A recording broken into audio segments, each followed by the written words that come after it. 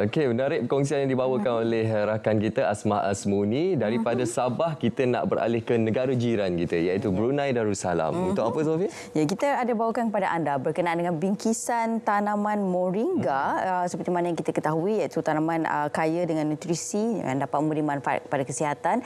Jadi untuk sama-sama kita fahami apakah antara manfaat dan juga kelebihannya, sama-sama kita saksikan bingkisan yang telah pun disediakan. Silakan.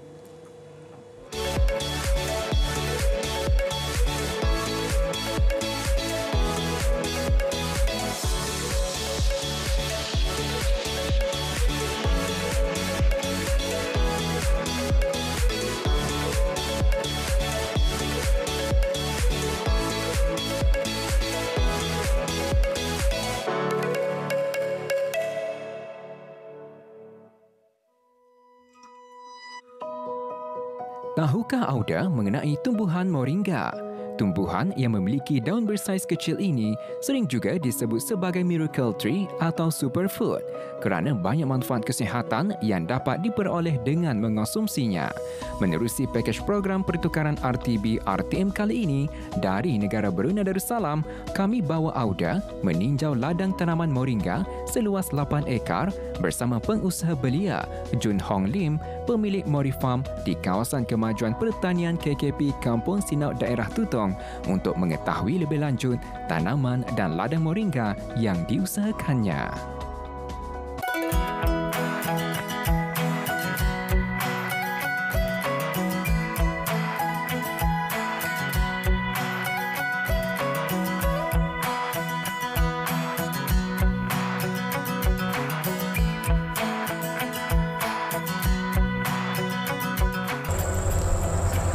Bismillahirrahmanirrahim. Assalamualaikum warahmatullahi wabarakatuh. Auda penonton, tahukah Auda mengenai dengan tanaman ini? Dan tahukah Auda apakah nama tanaman ini?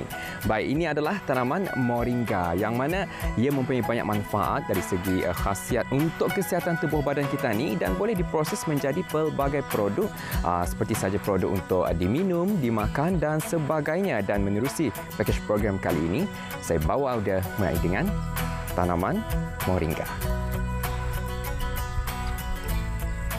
Pokok moringa yang dipercayai berasal dari benua kecil India dan digunakan secara meluas di kebanyakan negara Asia Tenggara, dikatakan sebagai miracle tree atau pokok ajaib kerana setiap bahagian pokok tersebut amat bermanfaat untuk dikonsumsi. Secara saintifiknya, ia disebut Moringa oleifera dan tergolong daripada keluarga Moringaceae. Di negara ini, ia lebih dikenali sebagai merunggai atau pokok kelor. Sesetengah masyarakat turut menyebutnya merunggai, rambunggai atau lemunggai.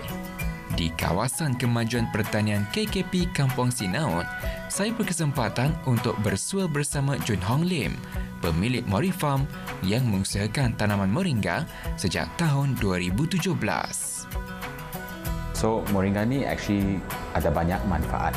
So, dulu-dulu sebelum mulakan bisnes kami, I was cari-carilah apa yang boleh ditanam di Brunei yang istimewa ke macam tempatan, produk tempatan lah. So, sudah jumpa dengan moringa ni is actually a local superfood pula. Superfood yang lokal. So, banyak manfaat, banyak nutrisi dan banyak mineral.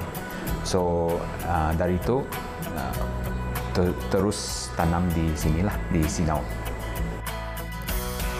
Dengan keluasan 8 ekar tapak tanaman moringa, sebanyak 4,000 pohon ditanam dengan menggunakan kaedah amalan permakultur atau permaculture practices, iaitu suatu kaedah yang memanfaatkan alam semula jadi untuk membangunkan sistem pertanian sinergi berdasarkan kepelbagaian tanaman bagi mewujudkan pertumbuhan ekosistem pertanian secara mandiri dan mampan. Tanaman moringa ini juga mudah untuk ditanam dan dijaga kerana ia dapat hidup pada pelbagai jenis tanah dan tahan pada pelbagai jenis cuaca, termasuk cuaca panas, selain hanya mengambil masa dalam 6 bulan untuk ia tumbuh dan dapat dituai daunnya. Tambahan pula, pokok moringa tidak mempunyai perosak utama yang boleh mengganggu tumbesaran tanaman tersebut. Baik, jadi mungkin boleh kongsikan apakah cabaran dalam penanaman moringa ini? So, cabaran ada banyak pulang dari hari pertama. So, seterusnya macam cabaran cuaca, serangga, penyakit. So, cuaca maksudnya pun di sini telah banjir pulang. Banjir pun kuat panas. So, kedua-duanya macam jadikan daun moringa ni macam ada sikit kuning di sini sana lah. So, boleh tengok di sini sepohon moringa kan pun ada daun kuning. So, ini pokok moringa ni macam ada sikit sensitif lah. Tapi we have to find ways untuk stabilkan cuaca kami lah di sini. Untuk kami punya sistem permaculture dan organik, kami tak dapat pakai bahan kimia. So agrochemicals atau ubat indah dapat dipakai di sini lah. Okey. Jadi kalau sekiranya daun moringa itu kalau kita dapat lihat antara daunnya ia menguning seperti yang kita kongsikan adalah disebabkan oleh faktor cuaca dan faktor yang lain. Yes. Jadi bagaimana, adakah perlu dibuang daun yang berwarna kuning ini? Mesti dibuang sebelum kami proseskan ke 3 produk kategori kami lah. So maksudnya produk segar, produk teh atau produk serbuk. So semua ini kami mesti buangkan daun yang kuning lah. So kami punya produk mesti berkualiti lah, indah dapat campur-campur lah dengan daun yang indah bagus. Macam baik, jadi saya difahamkan salah satu cara ataupun teknik untuk membuang daun kuningnya ni ataupun daunnya yang mengering betul adalah dengan menggoncang saja pokoknya. Seperti contoh kita boleh lihat di sini, kita goncang, lihat. Daun-daun yang kuning ataupun yang tidak baik itu ia gugur sendirinya. Yes. Itu salah satu teknik yang diajarkan menerusi penanaman moringa ini. Dan juga mungkin bis kita boleh kongsikan daripada tanaman moringa ini, adakah setelah ia dituai ataupun di-harvest pokoknya akan mati ataupun ia sebenarnya akan sentiasa tumbuh? Sentiasa tumbuh semula lagi. Setiap kali kami tebang terus atau ambil batangnya, boleh tumbuh semula lagi lah. Ya. Jadi kalau kita lihat di sana pun banyak juga tanaman moringa dan mungkin habis kita boleh bawa seksan. Okey.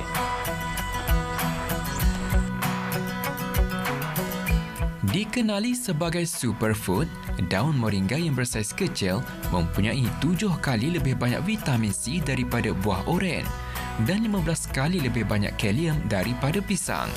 Maka tidak hairanlah pelbagai produk berasaskan dari tanaman moringa dihasilkan, seperti serbuk moringa yang lazim digunakan dalam masakan, makanan dan minuman.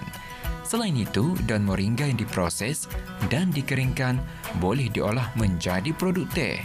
Moringa, sumber makanan lengkap yang kaya dengan kandungan antioksidan yang sangat tinggi, mengandungi antiinflamasi serta sumber vitamin dan mineral yang baik untuk tubuh.